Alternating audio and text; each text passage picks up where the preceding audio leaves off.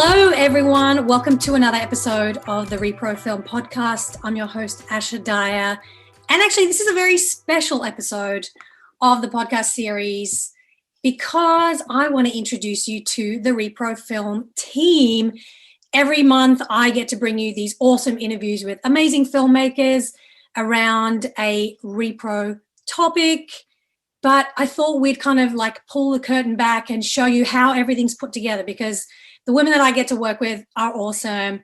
They're passionate and they are dedicated to the cause of talking about reproductive justice, abortion access, and everything under the reproductive justice and rights and health and freedom banner. And there's never been a more important time to do that. So I'm going to introduce you to the team one by one. But first, I want to introduce you to Lela Meadow-Conner, who is one of the founding members of the rePRO team. Lela, welcome to the podcast that is started by a company that you started. It feels weird saying that, but hello. Hi, Asha. Thank you so much for having us on here. This is such a treat to be able to talk with you all in this format. I'm just so thrilled that rePRO has become what it's become since its inception in 2020. It started as a virtual film festival during the pandemic, and we did two virtual versions of it, and quickly realized that watching 5 days of films about virtual films about reproductive healthcare on your couch is not really a popular thing these days. So we quickly pivoted to this idea of the periodical, where we present one short film a month and have this amazing podcast with you and present articles and organizations who are really doing the work and looking at it as a public media initiative and as a path to least resistance, because there's so much content out there. There's so much happening in the world. There's so much information around reproductive rights and healthcare. And a lot of it really just gets swallowed up into the abortion conversation, which is absolutely essential at the moment, as we all know what's going on in the world. But at the same time, I always say, like, there are so many other things that people with a uterus have to contend with. And there are so many amazing short films and stories about those. And I think that film is such a wonderful entry point to the conversation. And I'm just so thrilled now that we have like this team that's growing and everyone is who's part of it. We're all, from all across the country. We're from all different walks of life and different lived experiences, different ages, different parts of our life. And I think that is so important, that rePRO never is a singular vision. It is all of us. Yeah, I love that. I love the way you described it. It is very inclusive. And I love that, you and your founding members, I'd love for you to talk about them as well, and how the point has always been intersectionality and bringing people into the conversation, because it is important to be, be aware that there are people with uteruses out there who have so many different lived experiences. It's not just singular, like you said. So talk to me about how you and your founders originally came up with the idea, and why there aren't any other film festivals that focus on reproductive rights and health and justice. That's a great question. And I think there are some festivals, especially women's festivals, that have categories dedicated to. Sure. But I think that we just sort of hit at the right time to be able to bring this together. And it was really actually intended to just be a film series. It was started with funding from the Dr. George Tiller Foundation. Dr. Tiller was an abortion doctor here in Wichita, Kansas, where I live, who was murdered outside of his church. And his family has a foundation. And every year they do a grant. And I applied for a grant to show a film series. And this was January of 2020. And we received the grant, and we were just going to show a film series here in Wichita. There were many, many wonderful feature films at the time that were floating around in the ether that year. And then, of course, the pandemic happened. And so we quickly, decided that we wanted to do this. We have this incredibly important election upon us, just months away. And how could we still do this? And now, with this virtual world that we live in, how could we open up access to so many more people to participate? We were a little bit naive. My co-founders, Mallory Martin and Debbie Samples, who work at the Cleveland International Film Festival, amazing, passionate women. We were like, we have to do this before the election. There's no way we can wait. But we were a little bit naive, coming from the world of film festivals and programming, and not really understanding, all of these advocacy organizations were doing their own work leading up to this election. And it was such a crucial time. And we were so happy that we were able to pull it off. We got connected to so many wonderful people across the country. We really just sort of tossed it out there to every single person we knew. And everyone was so receptive to the idea of this being this virtual film festival dedicated to this topic in that year, in that time. And again, now more than ever. So, it really just has been an evolution, and we've been so lucky that we've been able to have funding partners to allow us to bring on, a team that really specializes in programming and copywriting and, podcast hosting and the tech side of it. Kylie, who's not here with us, she likes to hide behind the camera. And so, it's just been such a wonderful evolution, and clearly this is a marathon. We are in it for the long haul, and what's happening with rePRO right now is devastating. It's going to have effects for many, many, many years. I'm the mother of two daughters, and for me, it's horrifying. I never could have imagined in my lifetime that this would be the case for them growing up. And here in Kansas, where I live, and I'm going to let Emily explain this one a little bit better. She sent me an amazing podcast the other day that we can put in the show notes that really do explain. Here in Kansas, we have a whole nother vote in August. But I ran across a quote the other day from Karen Sprutch from Planned Parenthood, and I've really been using it in like every single grant application, email, every communication that I have, because I think it's such an incredible perspective. And I think that this really sums up why we're doing what we're doing. She said, "We're never going to change policies unless we change the culture. And the way we change the culture is through art." And to me, that gives me chills just thinking about it, because that is why we continue to do rePRO, and we will continue to evolve it, and we will continue to see what happens, and how we can maybe help move the needle, build awareness, give people access to films and movies and content that they wouldn't otherwise have. That's really the goal here. I love that. I love that quote. I'm going to have to write it down and use it in my own grant applications, especially because we've all, got different side projects and things that we're working on that I'm going to talk about with the other people on this call as well. But, in the world of rePRO, it's really important for us as a team that we share these messages through art and uplift filmmakers who are, sharing messages. I know for myself, coming from a former conservative evangelical background, which was very, very anti-choice, anti-abortion, my own evolution. Reading articles and seeing people's posts on social media definitely helped, but hearing individual stories, watching documentaries and seeing those stories on screen really had an impact on me. And so I can definitely see the value that art and creativity has in such a divisive landscape that we're in right now. So speaking of the team, let's introduce you to, I'm just going to go around the table, no particular order, but since Lela mentioned Emily, who also lives in Kansas. Emily Christensen, welcome. Tell us what you do and how you became part of the rePRO team. Yeah, thanks, Asha. I work in Wichita, Kansas, as a freelance journalist and copywriter, and sometimes podcaster. And I had worked with Lela on a different project last year, and really that was one of the first opportunities I'd had to really collaborate with somebody on a creative project. And it was such a great experience.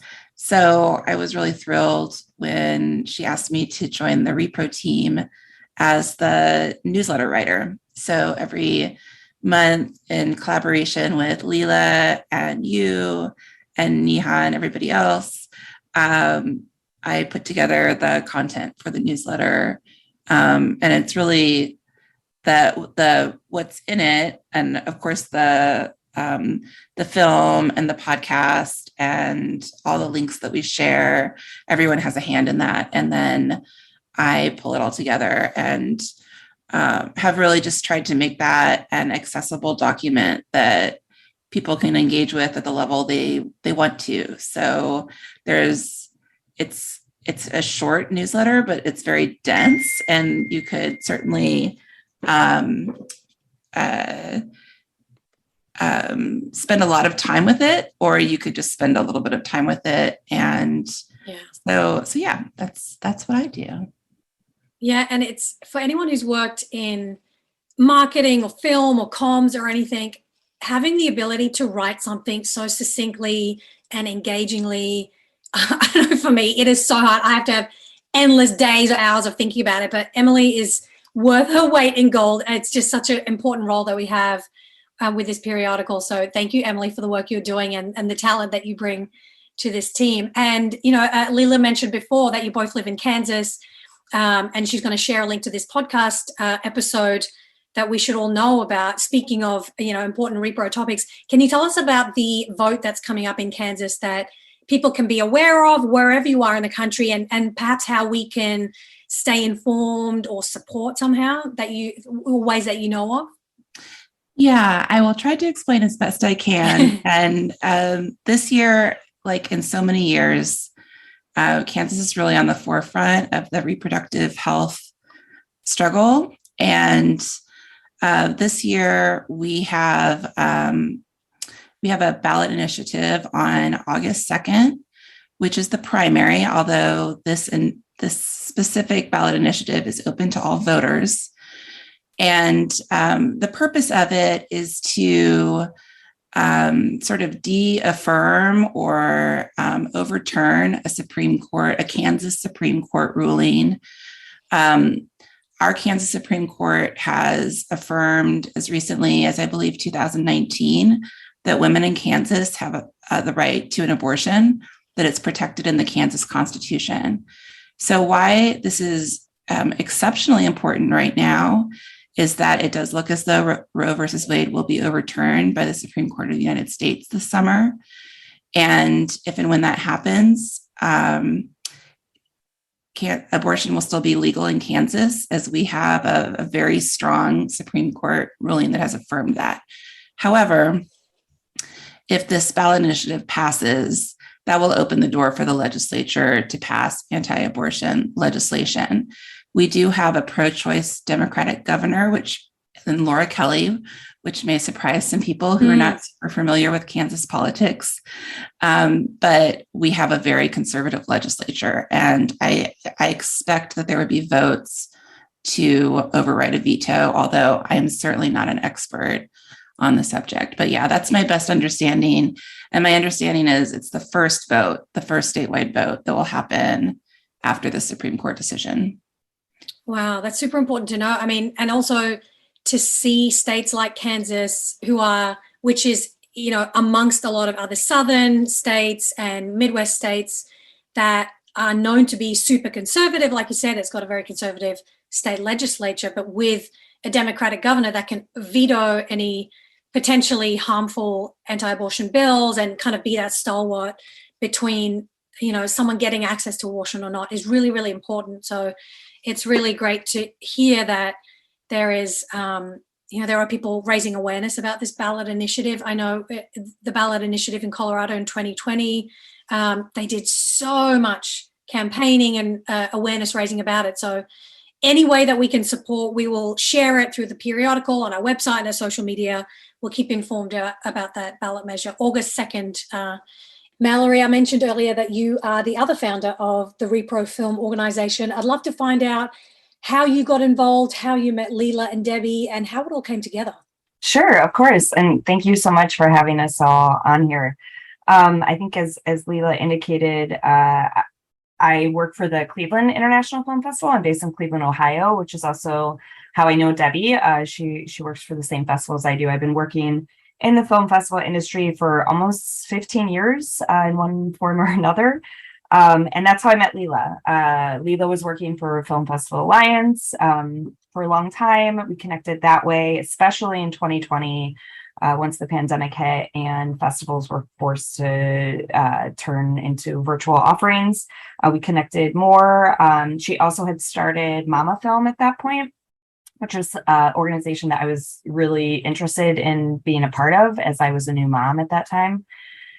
So that's how we connected, and the three of us started working together. And then it was spring of 2020 when we were all stuck in our homes on Zoom quite a bit. And when Lela got the grant from the Teller Foundation, she called Debbie and I to see if we were interested in putting on some kind of a film series related to reproductive justice. And we, of course, were both in.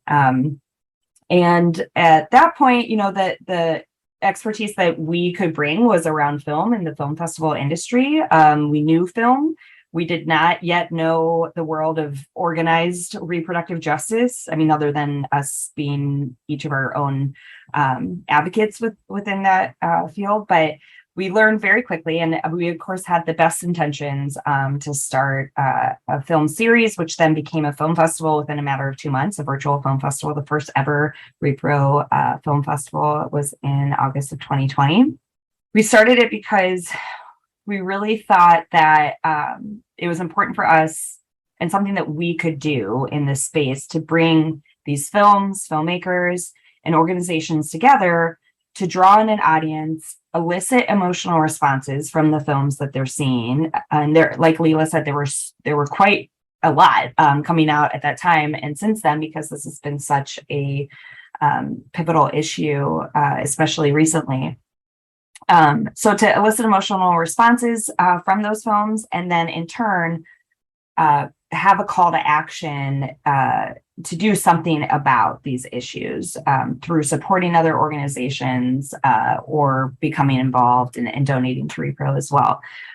So for us, we're all looking for something that we can do to make a change at a time when we can feel very helpless about some of these issues. And the three of us at that time felt like this is something we could do, and wanted to encourage other advocates to be able to do some things as well. And so we really started to learn so much about a lot of these other organizations that were doing the groundwork around this movement. And we wanted to highlight those and help support them in any way that we could. So that's how the rePRO Film Festival started. And for us to, we realized that film and media can be such a catalyst. That's part of our mission that I think we rewrote like 10 different times in the first year. But it's also a normalizer of things. And one of the things that came out of a lot of what we learned within the first couple of years is if you look back in history, take LGBT issues and gay marriage, especially, a lot of that ended up becoming normalized within our culture through media. And that's where it's made a lot of the progress that it has since then. So we started to look at film and media as being a way that we can start to make a change and start to make topics like abortion become normal, right? And become being able to be talked about. So that was really important for us. And I think that one of the best things about the first couple of years of rePRO was just how quickly we built this huge network of filmmakers, organizations, resources. It was almost overwhelming at first. But we were still trying to figure out how to get an audience for that, right? I mean, what we did end up learning after the first 2 years was how many people are able to even sit through a week or 2 weeks long of films about reproductive justice, right? Because even though it can ignite feelings in people to take action and to do something about it, it can also be incredibly depressing, right? And terrifying in a lot of ways too. So we started to talk about like how else can we gain audience, because that's our mission at this point, is to gain a following and then in turn to start educating our audience about the different resources and things that they can do out there. And of course, this was never about us, trying to make any cash, because that wasn't going to be happening. That everything in the first 2 years that we did make from the film festival was donated to other reproductive justice organizations. So at the time, we felt like that was our way of helping to support these organizations as well. When you then realize like these organizations are grassroots, right? And some of them are operating with like volunteers only, or like a very small staff who themselves are, the minimal donation that we are able to make, is appreciated, but might not make that big of a difference. And like, what's another way that we can support these organizations? And is it really through donations, or is it really through getting an audience through film and then educating them about these other organizations that people can support? So that's where we're at. And that's when, we've, at this point, as Lela explained a little bit, pivoted, sorry to use that word, but pivoted to the periodical because this way we were able to stay relevant all year round, because this is obviously a year-round issue, especially now, offering free films, free information, conversations, and a safe space to have these conversations in, to sort of act as a touch point during these really terrifying times in America. And that's where we're at now. All right, so going around the table, Neha Aziz, tell us what you do and how you became part of the rePRO team. Yeah, I am Neha. I live in Austin, Texas.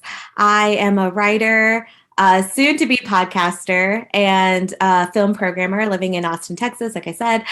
And I got started with rePRO. I work with one of the founders, Mallory, at the Cleveland International Film Festival, and I work there as a programmer. And she had emailed me. She was like, hey, like, we're looking for someone to join the team to kind of assist with media and programming. Like, would you be interested?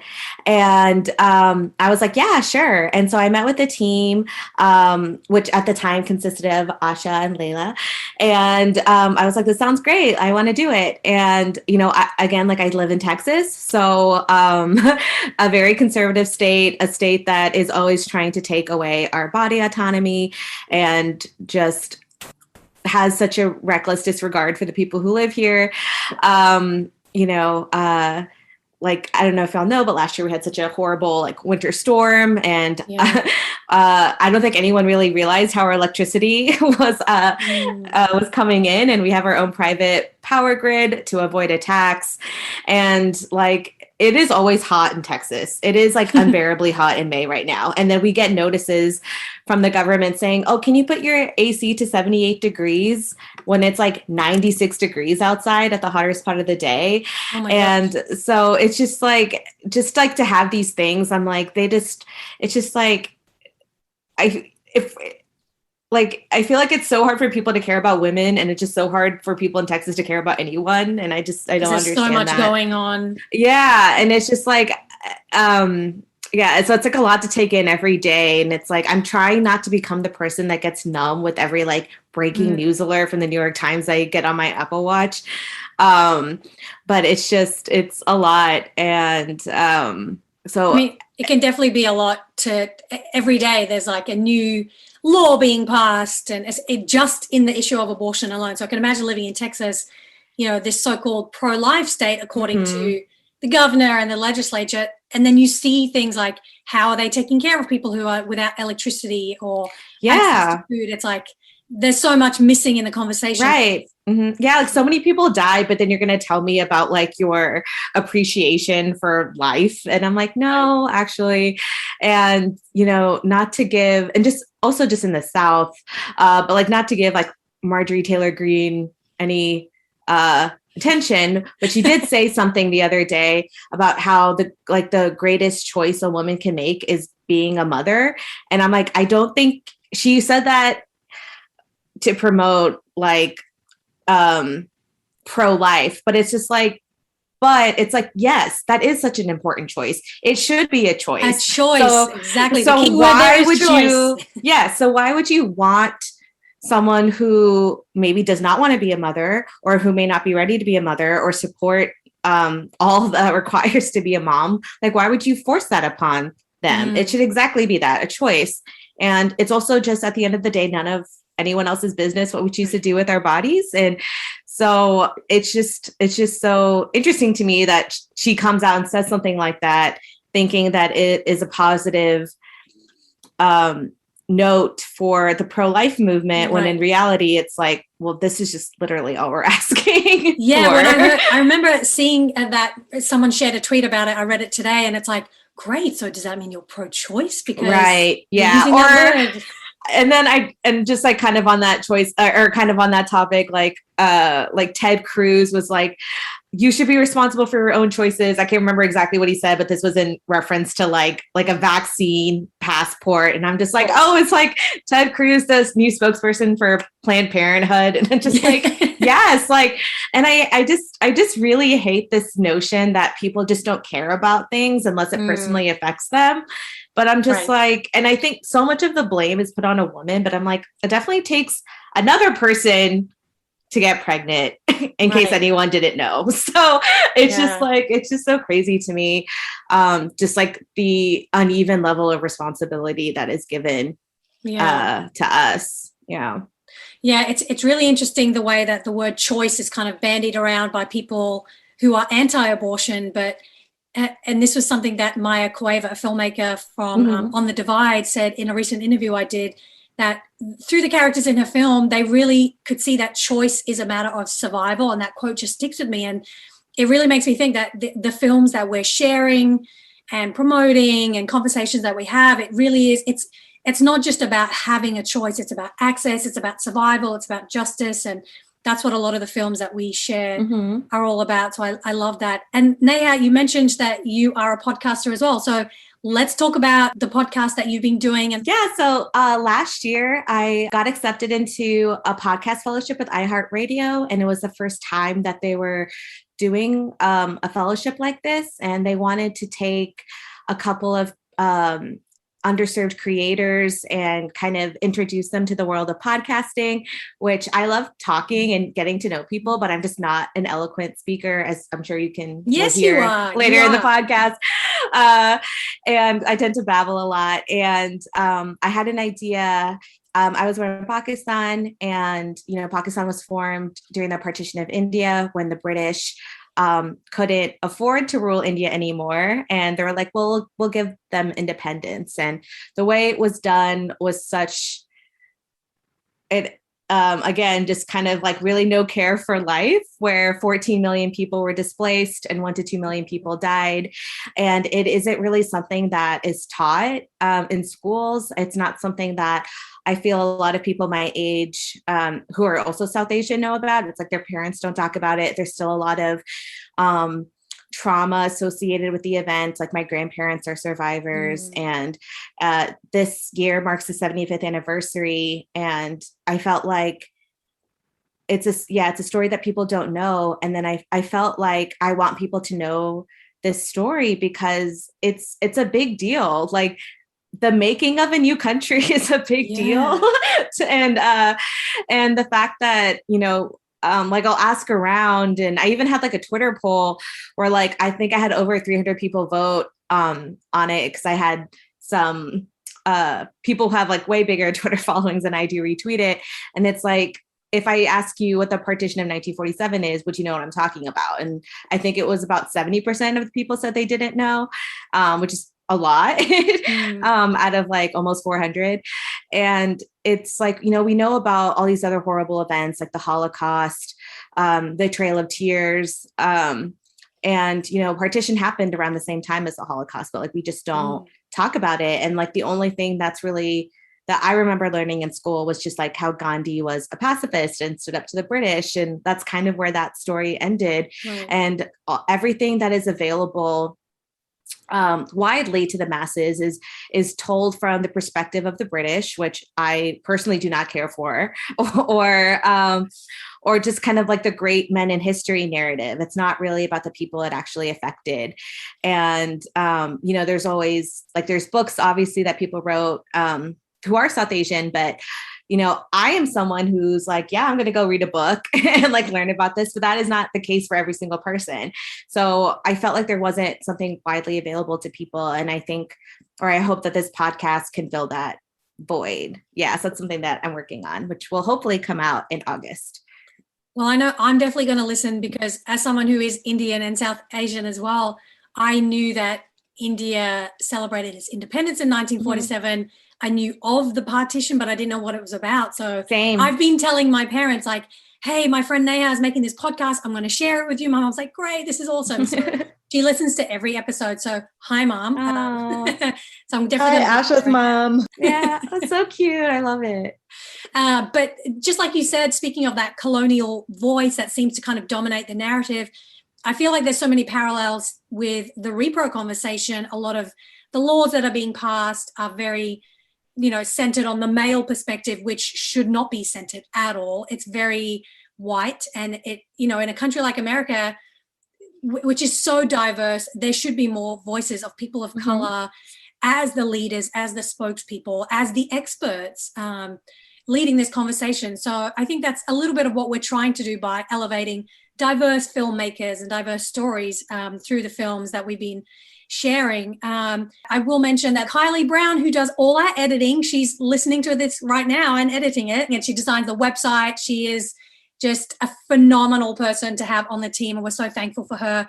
She also does not like to speak on camera, so she's probably glad that she doesn't have to say anything. But we will say that she is a very integral part of the team, and we're so thankful to have her rounding out this group of amazing people. So now I do want to open it up and just kind of ask everyone, how are you feeling about, you know, what's happening with the Supreme Court and the Dobbs case, and also what you think our role is in this moment, in this culture as a rePRO film team. Before we get there, I just want to go back to you, Asha, because we haven't talked about you as being part of an integral part of this team. And we just are so lucky to have you as, you know, your voice as part of the conversation, as a filmmaker, as a host. You are so well spoken and knowledgeable about these issues. And I have to say, like, I think we met on Instagram, right? I think so. Yeah, I've been following the film festival. Yeah. And Asha, can you talk a little bit about your other work too? Oh my gosh, not me. I'm supposed to be asking the questions. Well, I originally found rePRO on social media, but also I have a blog called girltalkhq.com, and I believe I interviewed you, Mal, and Debbie. I think it would have been either 2020 or 2021, and I was like, this is so cool. More people need to know about the rePRO Film Fest. I'm also a filmmaker. I'm currently in post-production on my first solo short film. It's called Someone You Know. It's about 3 women who are sharing their later abortion stories. I shot it in 2020, and it feels more relevant than ever. I'm just in the animation process, so that's hopefully going to come out later this year. And I'm also a freelance producer and writer, so I do other production jobs here and there, as well as hosting the podcast for rePRO Film. And it's something that I love doing because as a filmmaker and as a producer and writer, getting to interview the people who are making these films about topics that I'm passionate about just feels like this is awesome. I love it. This is everything that I've always wanted to do for a long time. So I feel like I've manifested the career pathway that I've wanted for a long time. And as the mother of 2 young toddlers, it's very hard to find time and space and mental bandwidth, as you know, Lela, to do all these passion projects. So I'm really thankful for, you know, a team that can be flexible and accommodating, very collaborative. So that's me in a nutshell. And I like Neha mentioned, I too love talking, and sometimes I can babble. So that's enough from me. Let's talk about, you know, where we think rePRO film fits into the landscape going forward, if and when Roe gets overturned. I will say up front that I feel like film is going to be more important than ever to share resources, to really share individual stories and change hearts and minds. I think that's going to be much more powerful than political debates and CNN panels that are just so awful to watch and are just clickbaity. So that's my perspective on what our role is. I'd love to hear from all of you wonderful people what you think our role is. Yeah, I mean, as of this recording, we're seeing the news that Oklahoma just passed this total abortion ban. Yep. And, you know, like I said before, this is just the beginning of this fight. And being a parent, knowing people who aren't parents are affected by this as well. It's not just singular to us, but, you know, I always think about my daughters, you know, in this conversation. I think Emily put it so well the other day, and I've quoted her a few times on this, but I think in our country, we see advocacy as having to be all or nothing. And there are a lot of ways in which you can take small bites and, you know, and inform yourself and learn about what's happening. And I think what the periodical does in particular is allow people to take those small bites. With the short film, you know, you're not tied to your computer. You can watch it for half an hour. You can put your AirPods in and whatever, go for a walk, do your dishes, whatever you need to do, and listen to Asha, you know, talk to these filmmakers and these advocates. And I think that sometimes these small bites, especially right now, like you said, like the pundits and all of that noise is just so distracting and so harmful. And I think if we can figure out a formula where we're giving people this just little doses of things that will hopefully, help them process what's going on in the world around them, I think that's really important. Yeah, I love that. Emily, what are your thoughts? Yeah, I agree with Lela. And I also think, art is resistance, and it's something that's so needed, and it's an access point that's so much more pleasant than turning on CNN or reading an email from a political PAC or something like that. And I don't mean to, obviously there's a role for politics and it's important, but I also think that there's always distortion in that arena, and art cuts through that. And I also think we need to remain hopeful. That's really important right now. And that's where I'm drawing a lot of my hope from, is from people that are telling their own stories and telling the stories of others in ways that are really absolutely real and unfiltered. And so I want to keep that going. Art as resistance. I love that. You have all the quotes, Emily. Beautiful.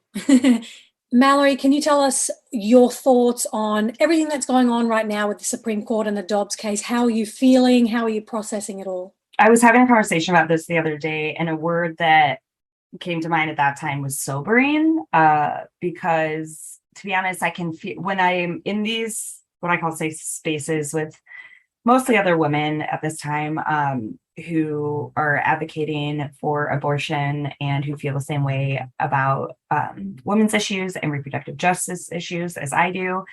It can start to feel I can start to feel a little drunk sometimes. I can feel a little hopeful, a little happy that we have what is seemingly a large group of the country that do feel the same as I do. And however, I guess at this point, it's very clear that the actions we've taken in the past, whether it's organizing or protesting or even through film, so far have not been enough.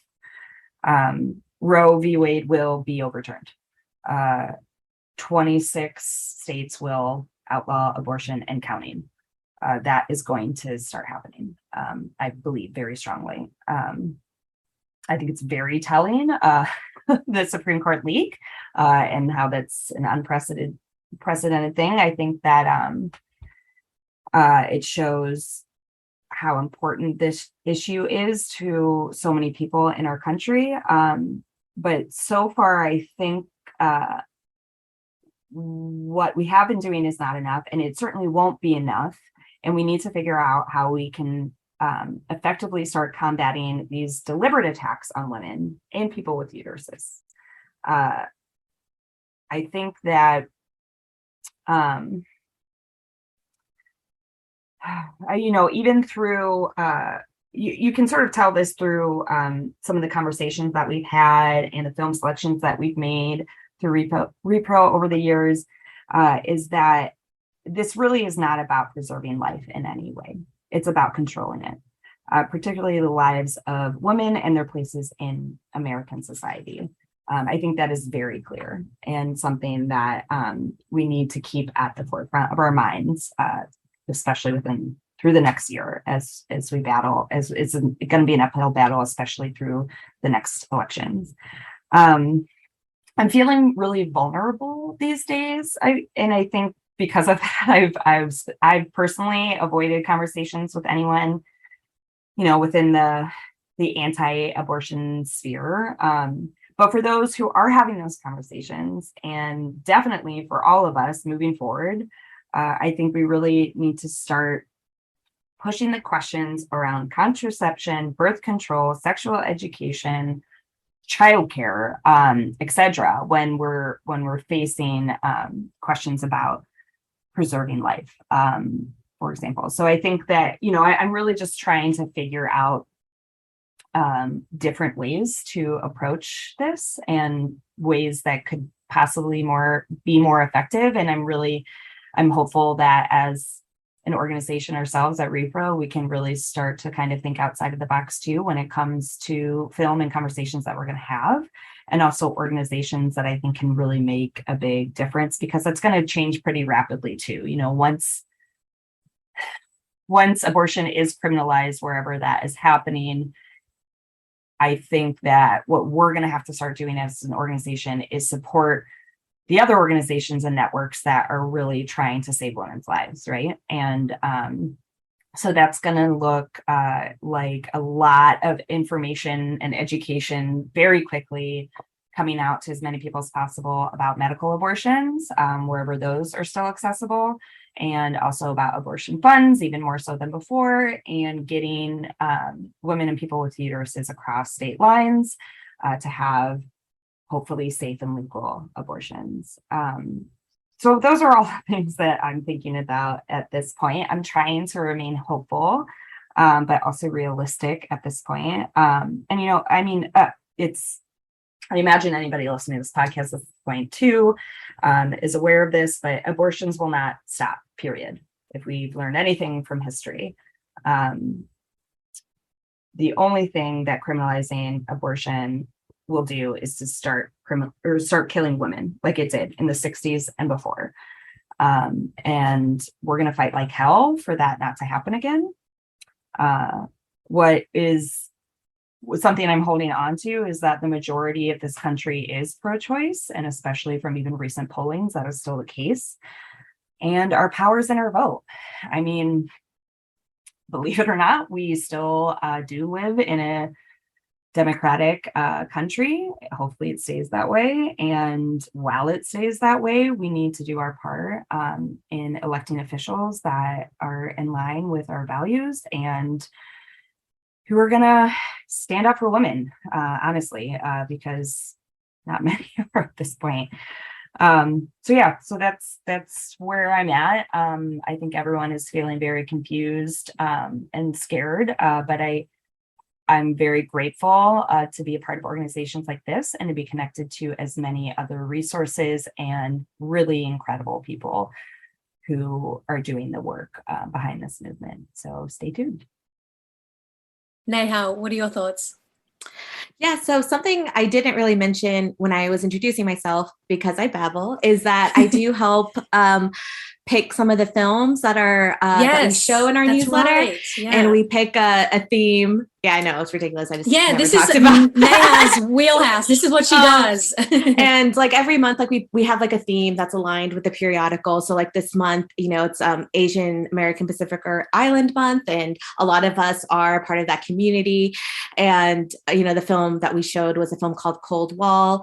The director's name is Lily, and it is about an exchange student who ends up finding herself pregnant, and she's in high school, and she's just trying to figure out like what her options are. And like you see such a vulnerable side to this character.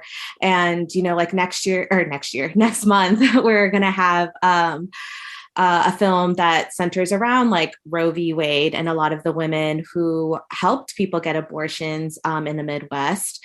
And like February was like Black History Month, and we had a film about a midwife, and which kind of freaks me out because I'm like, oh my God, like that's like great. I was like, wow, like I don't understand how someone could be so calm in a situation like that. We just show all these different stories. And like we had a film about endometriosis, and I have a friend who suffers from that, and it is just so ridiculous that a lot of women who would tell doctors about what they were suffering through really weren't taken seriously, and they were like pushed into like another, oh, it's just this, and actually it's not. Like my friend had to get surgery. It is like a serious issue. And I feel it's like I think our job is to really educate people who just may not know about these things. And if they do know, maybe they don't know everything that they need to. And like, we want to provide resources that are reliable, that share different sides to the story. and that are like vetted articles. Like, I don't think we want to share anything from like, Reddit, like a subreddit forum to anyone, So I think that's really important. And I think the biggest thing, like I said, is education, because, I don't know everything there is to know about the world. Like, don't ask me anything about sports. I will not be able to answer any question, but I know that, and I'll admit that. But some people will just kind of have like an ignorance is bliss attitude towards it. And it's just like, you can't, or some people are apathetic, and I'm like, sometimes that's worse. Right. So I'm like, how can you not have an opinion on something that's so important? Yeah. And so I think that's something that's really important. I think we provide, especially because like it's at no cost, we provide so many resources where people can get other information, that they can learn more about people. And I think, again, that's what's really important. And I think when people think about like anti-choice stuff, they just have like one specific scenario in mind, that it's like, these are not my words, but like, a reckless teenager having sex and they just don't know anything. And I'm like, there's so many other issues. Like, also a lot of women have to get abortions because of medical reasons, and that shouldn't be given. And that still has a lot of scrutiny to it. And I don't understand why, and none of it should. And I think the more times that we can share stories like that, the better. And it's just really sad when people try to inflict their opinions onto other people. Like, like I don't eat pork. It's a part of my religion not to eat it. I know plenty of people who do, who are Muslim. I don't care. And so it's like, I would never be like, oh, like I don't eat pork and because of this, and so you shouldn't either. Right. Like I think people forget, like, yes, you're entitled to your opinion, but why should you force your opinion on someone, especially when it's something you will never have to go through, mostly male politicians, onto somebody else. And, if that's the right choice for you and your partner, great. But it isn't right for everybody. Like I have a roof over my head. I support myself. But if I were to become pregnant, I would not be able to give that child a life that I would want. Like, it would be very, it wouldn't be the best, because, my apartment is 460 square feet. Like, I'm still, we're all artists. Like, I'm for sure living paycheck to paycheck. So, and it's just like, why would I want that? I wouldn't want that. And I'm not a mother, but I have 2 young nieces. I love being an aunt. And like, one of them is 1 is 3. And it's just kind of like, it's really scary. Yeah. To have these, to have all this stuff happening also with the pandemic, like, and for them to be like, what kind of future are they going to have? What other rights and what other things are going to be taken away from them when they're old enough to make these decisions? And it's just like, it's like really kind of sad to think about, because they're cute and they're fun and can be a little demonish at times, but it's also just like, we have to think about that. I'm like, what's going to be your future? Like, are you going to have one? Like, it's really sad. And I think that's also like, I think one of the reasons where I'm so involved, like where I like to be involved, is because, like, again, like I don't have kids, but like they matter, like, but my friends, my niece's future, like all of that stuff is so important to me, my future. And, any way that we can get the word out and educate people is what is important. Yeah, I couldn't agree more. And I think you touched on something really important there about the apathy that we see sometimes in a situation like we're in right now, with the potential of Roe v. Wade being overturned. It's easy to lose hope and feel like, why bother fighting? But like Emily and Lela were mentioning, there is a ballot initiative in Kansas in August, and there are things going to be happening on a state level that it's going to require all hands on deck. And there are, small ways that each of us can make big differences. And so I hope that this conversation and this podcast series and the periodical newsletter that we send out every month will give people hope and give people actionable steps that you can take, in ways that are manageable to you and that fit into your schedule and your lifestyle and won't feel overwhelming at all. So with that being said, I do want to remind everyone that it's not the end.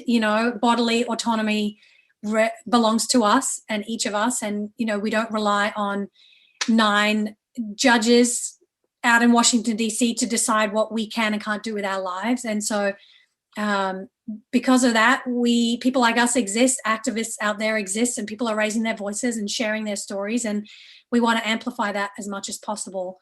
So don't forget to subscribe to the rePRO periodical if you haven't yet. And if this is your first time listening to the podcast, welcome. We would love to have you be part of our community. So go to reprofilm.org, subscribe to the newsletter, see all of the work of our amazing team who puts it together every month. You get to see a short film, you get to hear a conversation, you get to support an activist organization, you get to read articles that we've recommended, and just be part of a conversation where every month we try to center it around a particular theme. Like Neha mentioned, we've done Black maternal health, we've done endometriosis, we've done AAPI Heritage Month, centered rePRO around that, and abortion. And in June coming up, we're also going to be doing abortion again because of the Supreme Court decision that is likely to come down. So join our community. Everyone is welcome. We need all hands on deck, and we value everyone's voice as part of this conversation to, stand up for reproductive freedom, and reproductive justice. So thank you to Neha, to Mallory, Emily, and Lela for joining me in this conversation. And thank you to Kylie, who couldn't be here today, who are also a valuable part of this team. Is there any last words that anyone would like to say to wrap up this conversation? I would also I'd like to add to what Asha said about subscribing, but please also share it with friends. Yes. You can sign up for our email. You can follow us on our Instagram. We try to use Twitter and try to use Facebook, but you can mostly find us on Instagram at rePRO Film Official and at reprofilm.org. And like I said, you can sign up for the email, but also just please, if you know anybody that you think would be interested, share it with them, because it is underwritten, meaning all of our filmmakers are paid for the work that they're doing. And that's really important to us as well. So we're really happy and proud to bring this content to you each month. Thank you so much, Asha, for having us too. Of course. This has been awesome. Well, thank you everyone for listening, and I will be back next month with another episode of the rePRO Film Podcast. Bye for now.